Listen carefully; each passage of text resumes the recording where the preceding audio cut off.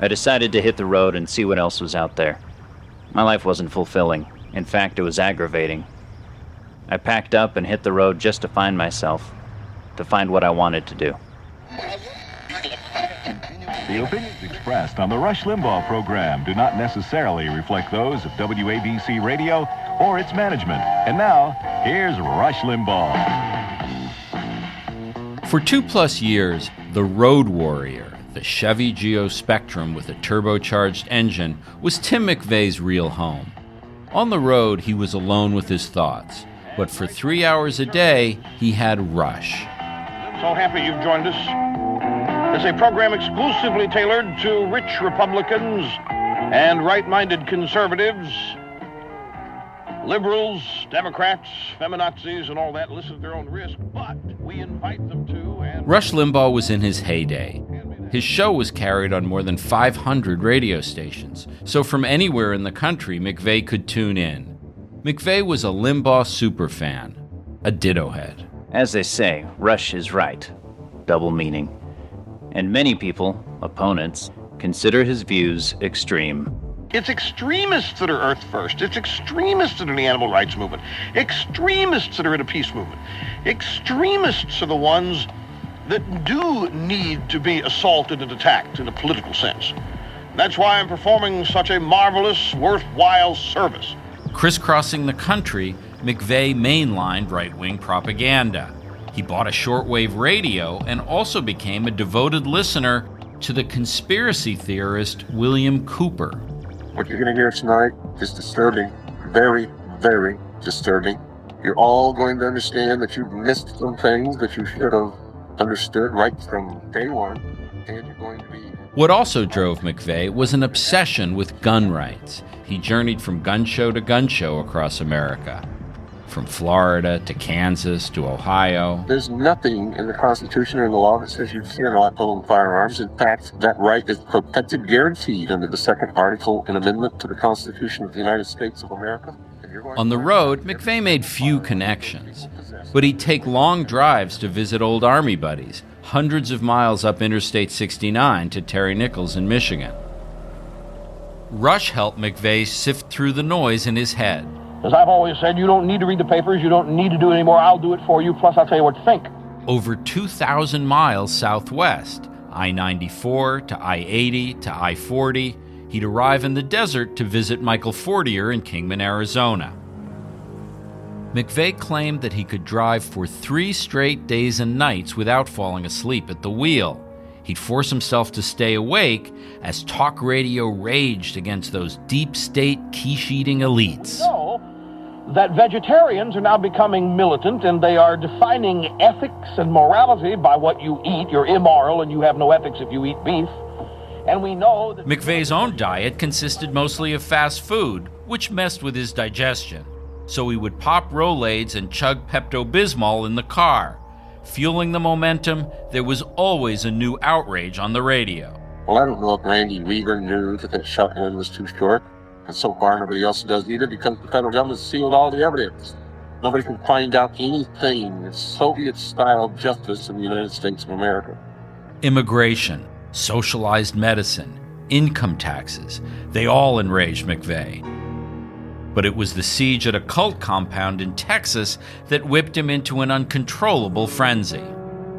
You're going to learn tonight that every single firearm that those people possessed down there in Waco, Texas, were under siege by the Nazi stormtroopers of the socialist, totalitarian New World Order. All of their weapons are legal. Legal.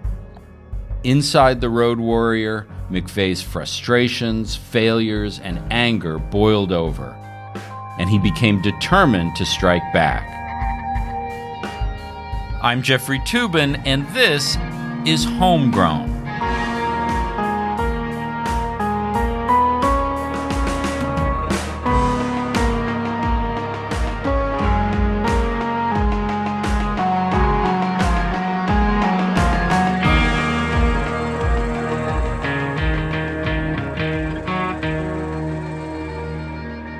Episode 3, First Blood.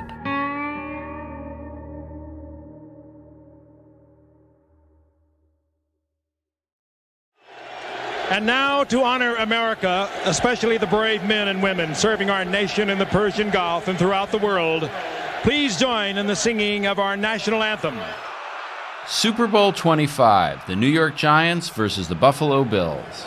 The anthem will be followed by a flyover of F-16 jets from the 56th Tactical Training Wing at MacDill Air Force Base. It's January 1991, an especially patriotic time in America. The game starts with that famous performance by Whitney Houston of the national anthem.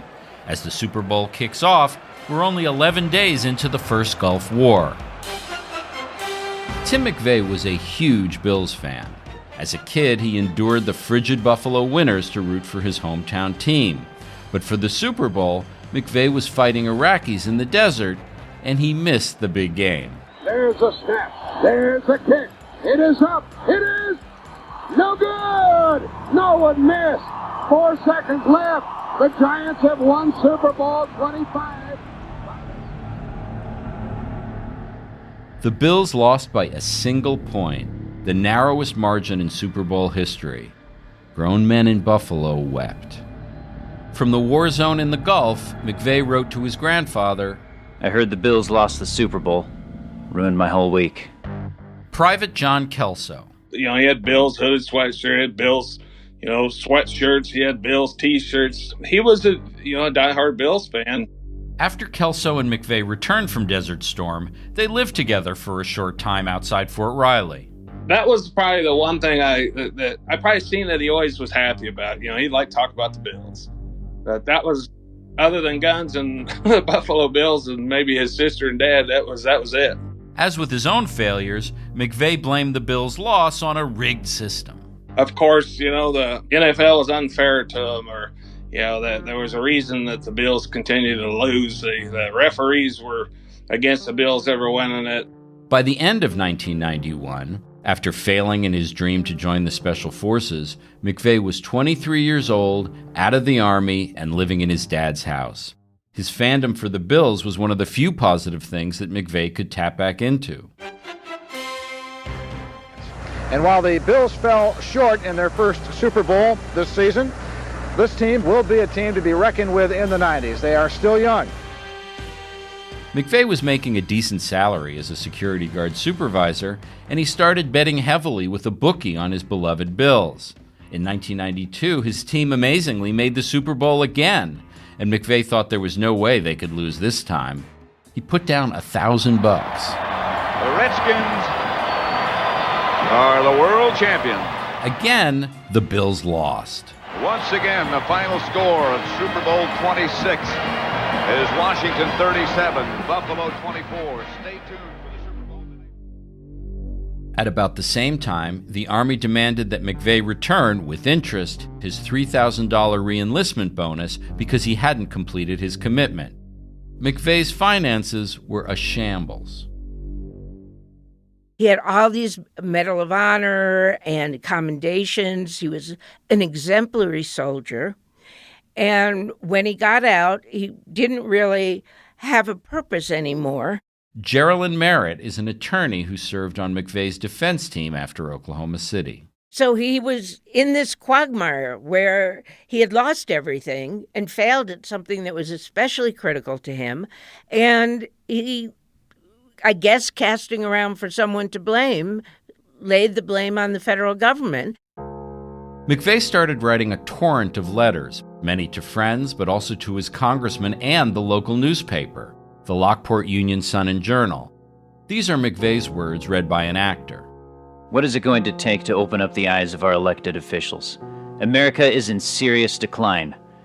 We have no proverbial tea to dump. Should we instead sink a ship full of Japanese imports? Is a civil war imminent? Do we have to shed blood to reform the current system? I hope it doesn't come to that, but it might.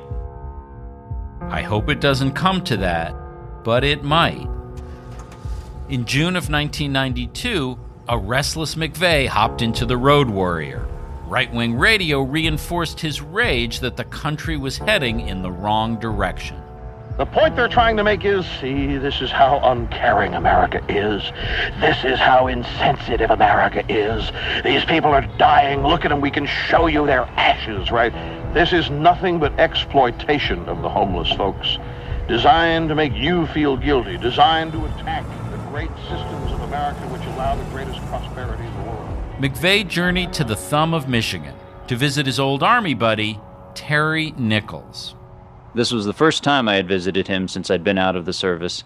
I had to ask a farmer for directions on where the hell this place was. McVeigh drove past silos and sprawling cornfields until he arrived at a 2-story white farmhouse just outside the small town of Decker. The two friends hadn't been in close touch since Terry left the Army, but McVeigh was welcomed with open arms to the Nichols family farm. Many people would say that the two of them are an odd couple. They really are. McVeigh is 13 years younger than Nichols. Larry Mackey was a federal prosecutor who worked on the trials of both McVeigh and Terry Nichols. McVeigh looked and dressed and acted a lot sort of close to a skinhead, while on the other side, Terry Nichols looked like your everyday insurance salesman. The house in Decker was good-sized, with 5 bedrooms, plenty of space for McVeigh to stay. Terry lived there with his brother James. Their mother Joyce had bought the 160-acre property just as the farm crisis of the 1980s hit, and the Nichols brothers found explanations for their financial woes in right-wing conspiracy theories. They believed in their own mind that the federal government was being oppressive. Nichols, for example, I would just put him more in the classic tax protester camp. Nichols introduced McVeigh to his new wife, a young woman named McVeigh Torres. Terry connected with McVeigh through a mail-order bride operation in the Philippines. When they met, Nichols was 35. Torres was 16. Nichols was also broke. He had run up about $60,000 in charges on various credit cards, and he used the incoherent language of the movement to try to excuse his debts. When Nichols got in trouble, for example, on not paying his debts back home in Michigan, he would show up at hearings and refuse to be recognized by the judge, saying, I'm a, quote, sovereign citizen. Terms like sovereign citizen and common law individual were used by right-wing extremists in those days based on a crackpot view of the Constitution. Now, they usually, like arguments that the 16th Amendment, which authorized income taxes, was never truly appropriately ratified, so that gives them some, quote, good faith basis not to pay their taxes. The highlight of McVeigh's trip was meeting Terry's older brother, James, who was actually more politically outspoken. Did Timothy McVeigh ever stay here? Yes, yes. He stayed here several times for the longest period, about 3 months or so, I don't know. But he was a nice guy. Decent guy? Oh, yeah. In 2002, James Nichols was interviewed by Michael Moore in the gun violence documentary Bowling for Columbine. James is talking here about the raid on the family farm after the Oklahoma City bombing. Them people, law enforcement, if you want to call them that, were here and they were shaking in their shoes. They were physically shaking, scared to death. Of? Because they thought this was going to be another Waco. Because certain people, namely my ex-wife and other people, said, I'm a radical, I'm a wild man, I got a gun under every arm, down every leg, and every shoe, every corner of the house. You say anything to me, I'll shoot you. James Nichols became a kind of ideological tutor to McVeigh. In the first of many trips to Decker, James introduced McVeigh to the far-right magazine, The Spotlight.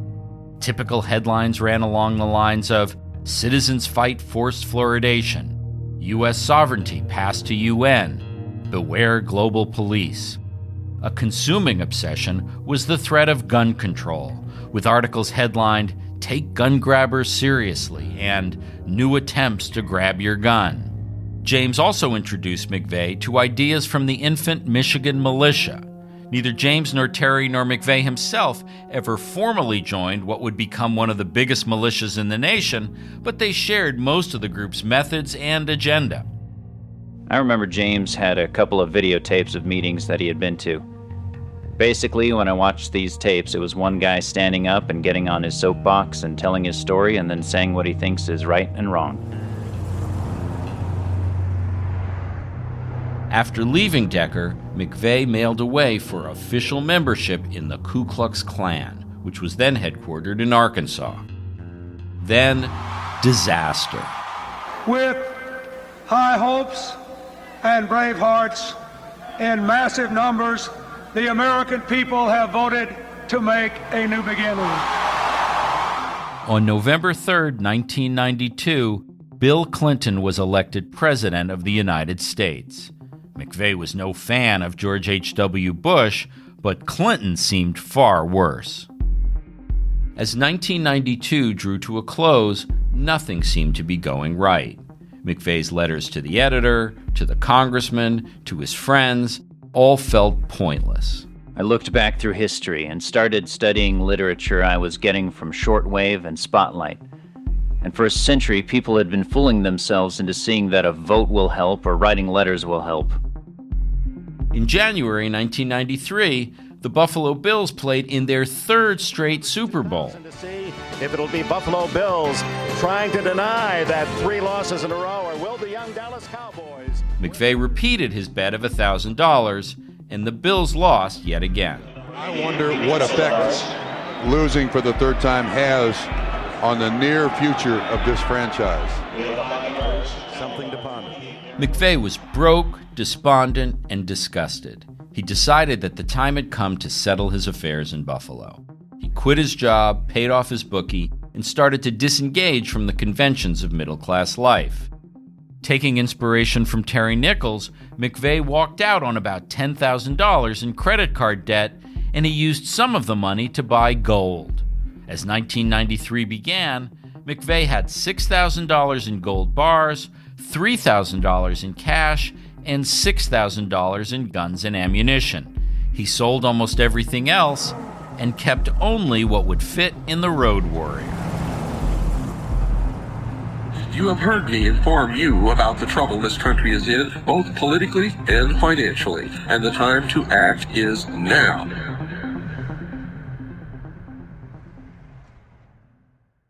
In figuring out what to do next, McVeigh returned to his first love, guns. Well, guns were his whole life. I mean, I think that was his first love, then probably the military, then maybe the Bills. John Kelso, the old Army buddy, remembers that back at Fort Riley, McVeigh would sell guns to fellow soldiers. Behind the barracks, out of that Geo Spectrum car or whatever that Chevy car is, he was selling guns to guys out there at lunch, the people that were supposed to be policing and not allowing this shit to happen. While they were still in the Army, McVeigh took Kelso on a little trip in the Road Warrior. He drove 90, 100 mile an hour where we went. I've probably been in his car 25, 30 times. And, you know, any crevice had a gun in it. They arrived at a gun show in Topeka. Kelso was a hunter, and he was happy to tag along for what he thought was going to be a quick stop. I'm thinking it's going to be 30, 40-minute transaction. I'm going to go in and walk through real quick, see if they have... So I was looking for some duck decoys and something else. And I don't know if you've ever been to a gun show, but it's like a freak show. I think we got there around 10 a.m. And instead of Tim walking through, you know, looking for the gun, he stopped at every booth. And there were hundreds of booths. He stopped and dug through boxes, looked at books they had for sale, and guns, ammunition, and he done that to every one of these. I sat in the car and slept a couple hours, and then came back in, and he wasn't even halfway through. Kelso says that McVeigh wandered around the gun show for more than 6 hours, and it seemed like he knew a lot of people there. You know, if there was probably 400 or 500 vendors in there, he probably knew 60 or 70 of them. These were his people. They didn't judge. They didn't, you know, all they're trying to do is peddle their shit. And they weren't there to judge you. If you had cash, you know, that's what they were after. And I think he loved the gun shows and the gun people probably more than the Buffalo Bills. And I don't say that easily. It was like the Mecca for him. It was, you could kind of tell if he hadn't been in the military, this would be his life. A while after he left the military, McVeigh did try to make gun shows his life. In January 1993, he drove 1,400 miles from Buffalo to Florida to stay near his sister. McVeigh set up a small booth at a gun show in Fort Lauderdale. McVeigh drew attention because he showed up in Army fatigues. He still had his crew cut, polished boots, and military bearing. He would tell anyone who asked that he was a Desert Storm veteran, which was still a novelty at the time. McVeigh had a vague plan to try to make a living at gun shows. He wrote to a friend, "I'm trying to recoup some of my Super Bowl bet losses." It became a source of revenue for him, so he lived on the gun show circuit for about 18 months. Stuart Wright is a sociology professor at Lamar University in Texas, where he specializes in studying religion and violence. Wright was called as an expert witness by McVeigh's defense at trial. So it kept him in some ways sort of out of sight and off the main roads and a little bit under the radar for police and enforcement. At McVeigh's booth, his limited inventory included a little bit of ammunition, canteens, duffel bags, T-shirts, bumper stickers, and a big stack of the Turner Diaries. The gun show circuit had become a radicalized subculture where people could obtain various anti-government literature. Stuart Wright went to gun shows in the 90s, and he says that the presence of a violent and racist novel was pretty typical. Here's a random list of titles that I saw on the gun show circuit. A Call to Arms, Battle Preparations Now, Citizen Soldier, Equipping for the New World Order, Improvised Weapons of the American Underground, Operation Vampire Killer, Toward a Police State, ? The Ultimate Sniper, Unconventional Warfare Devices and Techniques, and the Vigilante Handbook. At the gun shows, the literature and the conversation all revolved around a federal government coming to take your guns. And so you could see how this was getting written up and the narrative was being constructed by the far right. In fact, after a series of mass shootings in the late 80s, the Bureau of Alcohol, Tobacco, and Firearms had been cracking down, sometimes aggressively, on assault weapons like Uzis and AK-47s, which were illegal at the time. I'll never forget that terrible day, November 9th, 1989. They knocked on my door at 5 in the morning. I was completely unsuspecting as I got up to see who it was. The plot of the Turner Diaries, with its gun-grabbing, white man oppressing federal government, resonated with the radicalizing gun movement. That's why McVeigh sold the book, and that's why people at the gun shows bought it. Maybe we should be heartened by the fact that there were still so many of us who had guns then, nearly 18 months after the Cohen Act had outlawed all private ownership of firearms in the United States. For McVeigh, the Turner Diaries soon became real, with a news event in Texas that would completely change his life.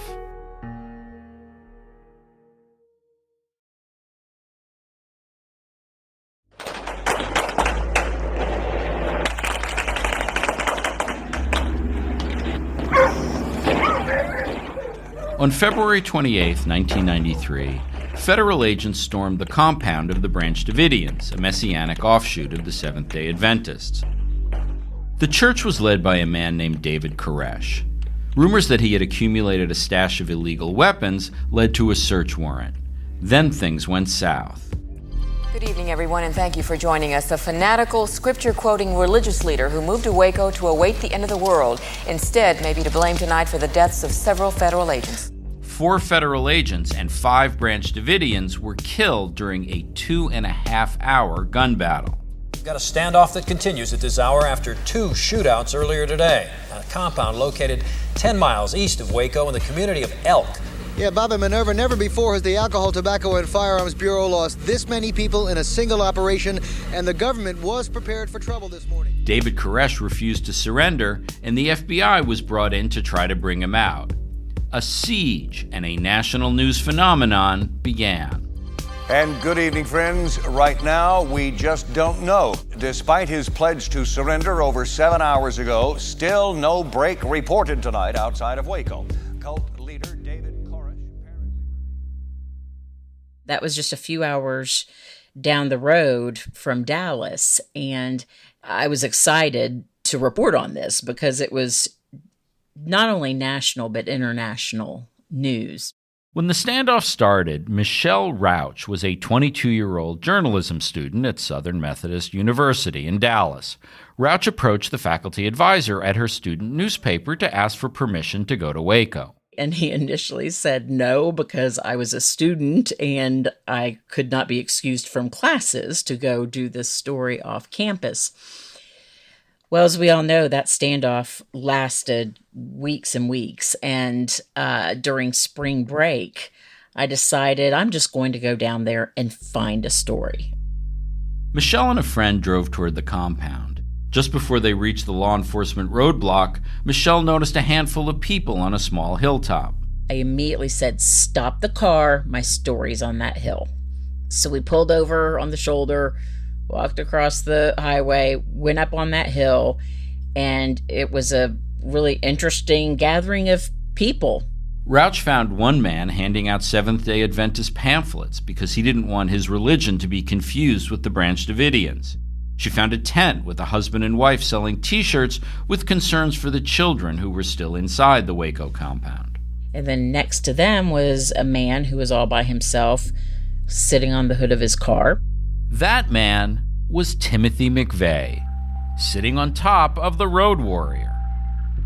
McVeigh had watched a lot of news coverage about Waco.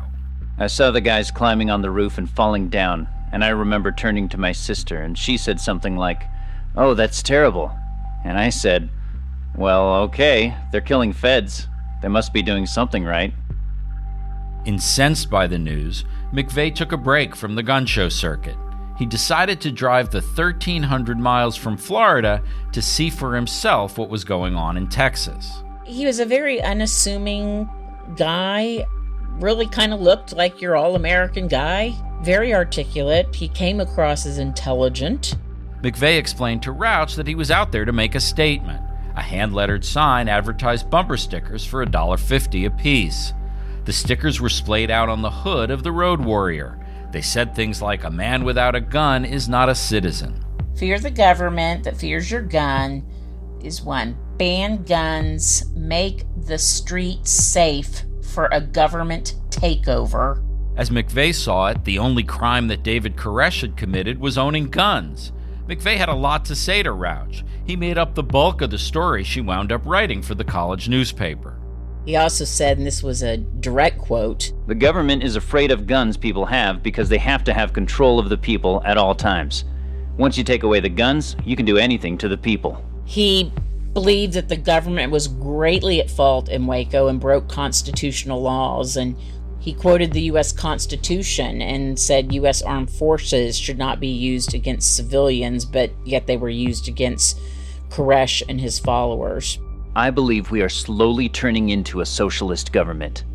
The government is continually growing bigger and more powerful, and the people need to prepare to defend themselves against government control. He said that the Koresh standoff is only the beginning and that people should watch the government's role and heed any warning signs.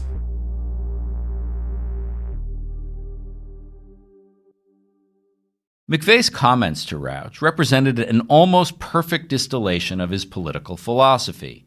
He regarded guns as instruments of freedom, and any attempt to regulate them, especially by the federal government, as a form of oppression. The FBI officials in charge of the Waco siege didn't have a lot of good options. The Davidians had 360-degree vision around their compound. They could easily respond to any direct attacks. Individuals who had been released earlier said there were dozens of children inside. As one leading FBI official put it, the situation was, quote, a shit sandwich. From the hilltop, McVeigh watched in dismay as the feds built up their forces. He saw the government was using the kind of military equipment he knew very well. Bradley fighting vehicles. Texas, we have been watching as they have sent vehicles in to ram holes in the compound and send tear gas in. Sociology professor Stuart Wright again. He recognized the tanks that rolled in as tanks that he manned during Desert Storm. And he even said to his comrade, Terry Nichols, he said, these people are going to die. This is all going to end badly. And from that point on, he was really, really angry. McVeigh hopped back into the Road Warrior and drifted around the country for about a month, accompanied by right-wing radio fuming about Waco. You see, all that they've heard is what the government has presented to them. We have discovered that most, if not all, of what the government is telling us about Waco, Texas is a lie. After visiting a gun show in Oklahoma, McVeigh arrived back at the Nichols family farm in Michigan.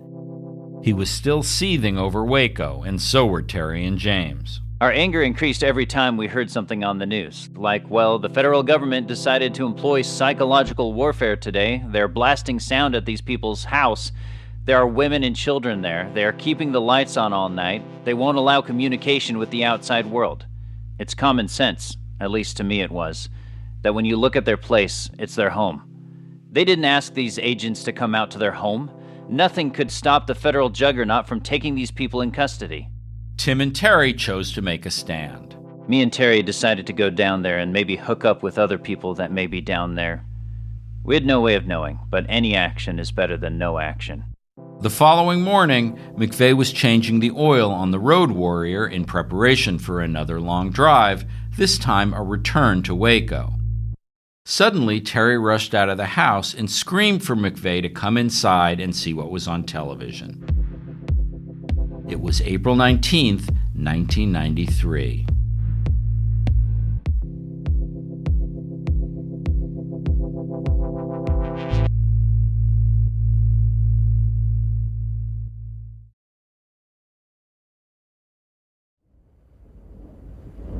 In Waco, after a 51-day standoff, the FBI grew impatient.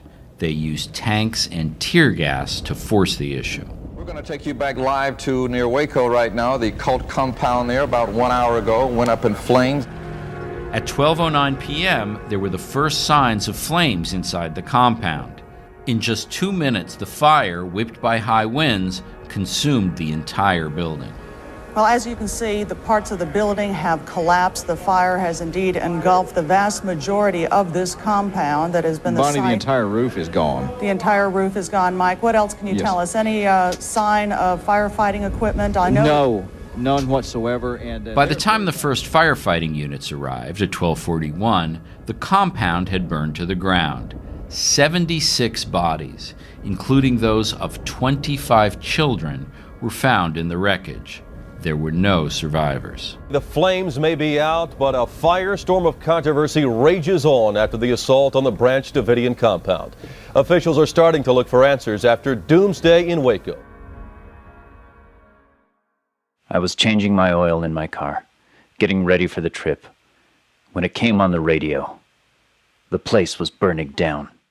On April 19, 1993, McVeigh was at the Nichols farm in Michigan, preparing to return to his vigil at Waco. And I remember tears came into my eyes, and someone came out of the house and said, "They've got it on TV. Come in here, Tim." And I ran in, and she's burning, and no one is doing anything. There's no fire equipment. They're just standing there, watching it burn. The Davidians' flag had flown over the compound throughout the siege. Not long after the fire started, McVeigh watched as the flag broke away and flew off into the wind. Sure enough, the ATF goes in and raises their flag over the ruins. Great. There are a bunch of charred babies laying there, and you raised your flag. You conquered a lot, buddy. So this just pretty much hammered me down that I was going to do whatever I could to wake people up and help people fight, because this is wrong. Yesterday, as the 51-day siege at the Branch Davidian compound came to its infernal conclusion, the city stopped and watched and was silent. He decides to avenge the death of what are to him ordinary citizens. McVeigh's lead attorney, Stephen Jones. It's one of my most lasting memories of conversations with him when he really got into it emotionally and factually and how he felt about it. He said, when I saw that Bradley tank, I've been in a Bradley tank. I know what they can do. Those are Americans. That's at a church site, and they're running over their automobiles because they won't give up their arms and come out. And what did you do to these people? you deprived them of life, liberty, and property. You didn't guarantee those rights, you deprived them of them. This is McVeigh in his interview from prison with 60 Minutes. The thing that hits me the hardest about that is the CS gas. Just knowing what it does, and knowing as some adults can barely breathe because of it. When I saw it introduced into a building full of kids like that, the emotions it brings up make me speechless. There are a lot of people who are upset by that, who would say, yeah, what happened there is wrong, but those are isolated incidents. What would you say to them? I would say I don't necessarily believe that to be true. I think for people that follow the news and follow events, there are patterns of abuse evident. Waco was the trigger for his planning the Oklahoma City bombing. Geraldine Merritt, another member of McVeigh's defense team. He was just devastated when he found out that the children had died there. He viewed that as extremely tyrannical and a sign that citizens of this country needed to arm themselves to protect themselves against government soldiers who will come in and shoot citizens and children who hadn't committed any crime.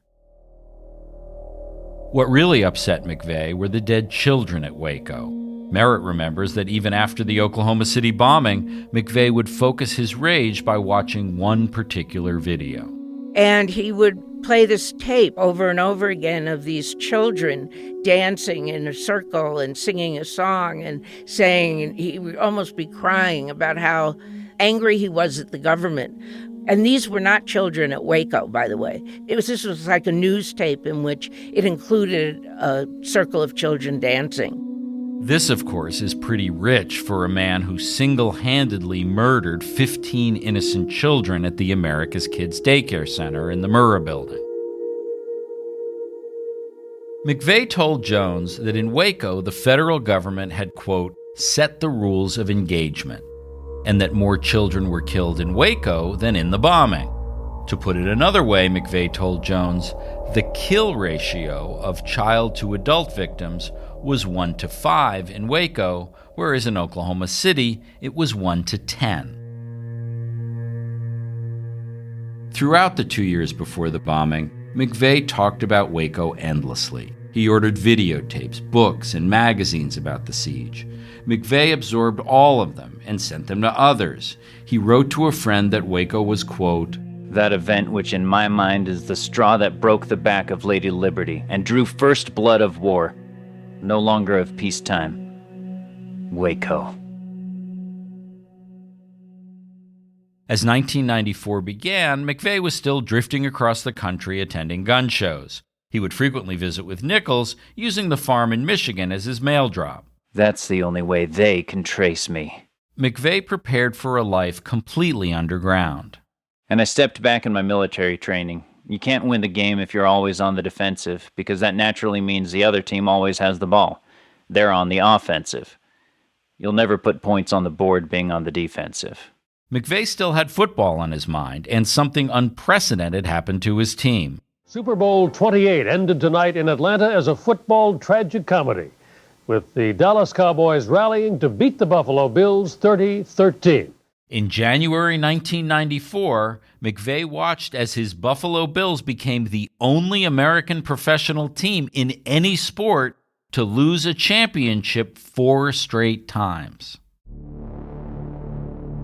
Still seething about the Bills and Waco, McVeigh watched the news, and he became even more paranoid that the government was coming to take his guns. It's amazing to me that we even have to have this debate.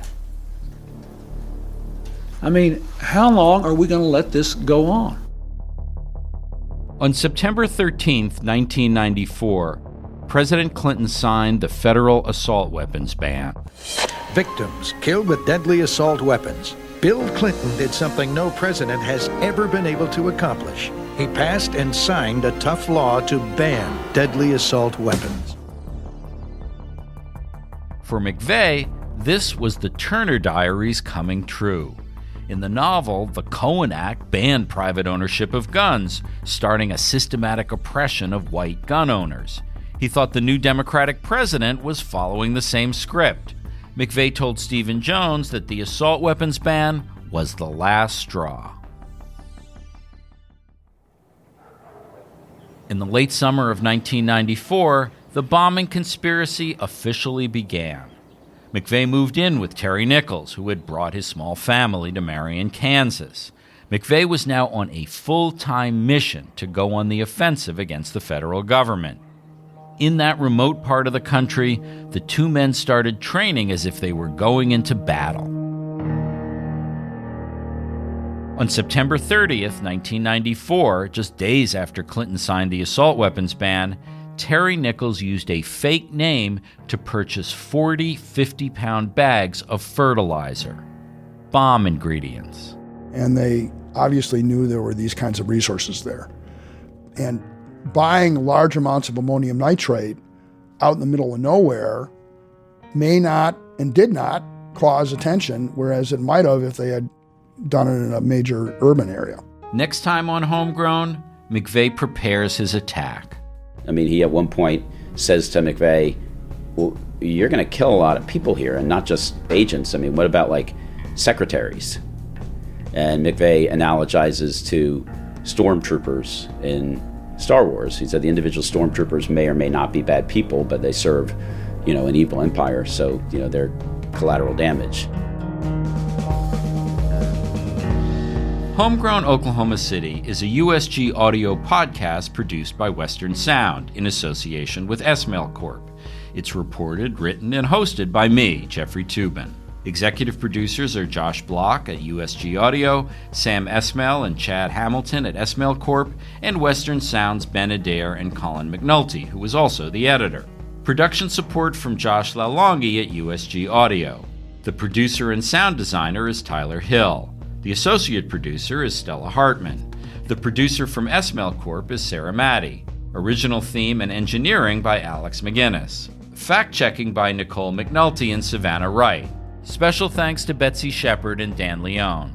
Passages of Timothy McVeigh are read by Chris Cowan. Our gratitude also to the Oklahoma City National Memorial and Museum and to the Briscoe Center at the University of Texas. For more information on this podcast and other podcasts from USG Audio, go to our website, usgaudio.com. And to learn even more, read my book, Homegrown, Timothy McVeigh and the Rise of Right-Wing Extremism.